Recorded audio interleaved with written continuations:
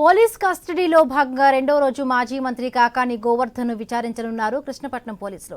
విచారణలో భాగంగా నెల్లూరు జైలు నుండి కృష్ణపట్నం పిఎస్కు కాకాని తరలించారు పోలీసులు. అక్రమ మైనింగ్ కేసులో నెల్లూరు జిల్లా జైలులో మాజీ మంత్రి కాకాని రిమాండ్ ఖైదీగా ఉన్నారు. విచారణ జరిపిన నెల్లూరు జిల్లా కోర్టు 3 రోజుల పోలీస్ కస్టడీకి అనుమతినిచ్చింది. మొదటి రోజు కస్టడీలో భాగంగా పలు కీలక ప్రశ్నలు వేసినట్టు తెలుస్తోంది.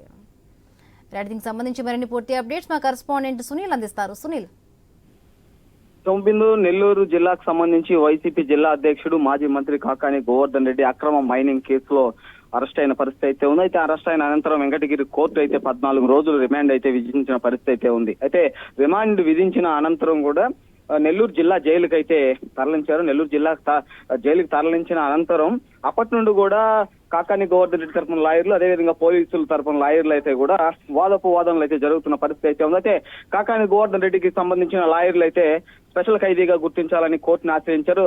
ఆ న్యాయవాదుల ప్రకారం కూడా స్పెషల్ ఖైదీగా కూడా నెల్లూరు జిల్లా జైల్లో కాకాని గోవర్ధన్ రెడ్డికి అయితే వసతులు కల్పించిన పరిస్థితి అయితే ఉంది. అయితే రిమాండ్కి వెళ్ళినప్పటి నుండి కూడా పోలీసుల తరఫున న్యాయవాది అయితే కూడా కస్టడీకి ఇవ్వాలని కోరిన పరిస్థితి అయితే ఉంది. అయితే వెంకటగిరి కోర్టులో అయితే పిటిషన్ వేసిన పరిస్థితి అయితే ఉంది కస్టడీకి ఇవ్వాలని. వెంకటగిరి కోర్టు అయితే నిరాకరించడంతో పాటు కూడా నెల్లూరు జిల్లాకు సంబంధించి 5వ అదనపు కోర్టులో అయితే కూడా పిటిషన్ వేసిన పరిస్థితి అయితే ఉంది. పిటిషన్ వేసిన అనంతరం నిన్న ఉదయం 11 గంటల నుండి ఆదివారం సాయంత్రం అంటే 3 రోజుల పాటు కస్టడీకి ఇస్తున్నట్టు కూడా నెల్లూరు 5వ అదనపు జడ్జి అయితే తీర్పునిచ్చిన వెల్లడించిన పరిస్థితి అయితే ఉంది. దీంతో పాటు కూడా నిన్న 11:50 అయితే జైల్లో ఉన్న మాజీ మంత్రి కాకాని గోవర్ధన్ రెడ్డిని అయితే కూడా పోలీస్ కస్టడీకి తీసుకున్న పరిస్థితి అయితే ఉంది. అయితే పోలీస్ కస్టడీకి తీసుకుని జైలు నుండి బయట తీసుకొచ్చే క్రమంలో భారీగా జైలు వద్దకు మాజీ మంత్రులు, మాజీ ఎమ్మెల్యేలు, వైసీపీ నాయకులు, వైసీపీ అభిమానులు చాలా వరకు కూడా అక్కడికి చేరుకున్న పరిస్థితి అయితే ఉంది. అక్కడ చేరుకోవడంతో పాటు కూడా స్థానిక పోలీస్ స్టేషన్ లో విచారిస్తే లా అండ్ ఆర్డర్ ప్రాబ్లం వచ్చే పరిస్థితి అయితే ఉందని కూడా కృష్ణపట్నం పోర్టుకు సంబంధించిన పోలీస్ స్టేషన్ లో అయితే కూడా కాకాని గోవర్ధన్ రెడ్డిని అయితే విచారిస్తున్న పరిస్థితి అయితే ఉంది. అయితే కృష్ణపట్నం పోర్టుకు సంబంధించి కూడా సామాన్య మానవులు గాని, అదేవిధంగా వైసీపీ కార్యకర్తలు, అభిమానులు గాని అక్కడికి ఎంట్రీ ఉండని పరిస్థితి అయితే ఉంది.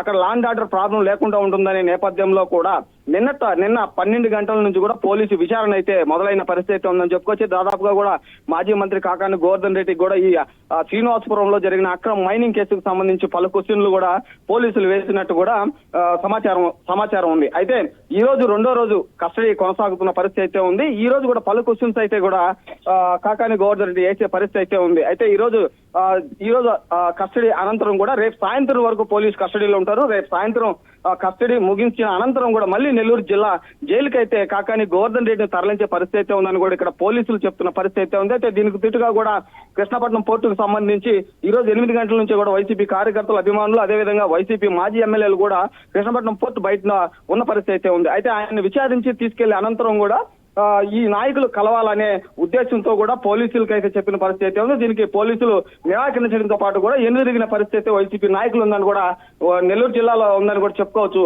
Hemabindu. Right, thank you Sunil, thanks for the updates.